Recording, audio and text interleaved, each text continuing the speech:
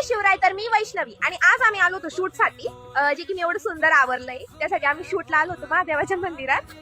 मी आले होते शूट साठी माझ्या मामाच्या गावी आणि हा आहे माझा मामाचा मुलगा जो आम्हाला घेऊन चाललाय फोटोशूट साठी. आणि जी मी एवढी ब्युटिफुल रेडी झाली ते माझ्या मामाच्या मुलीने रेडी करून दिलंय मला. माझ्यासाठी हे दोघं कष्ट घेतात. बघा ना कसे ताट सजवतात ते खूप सुंदर.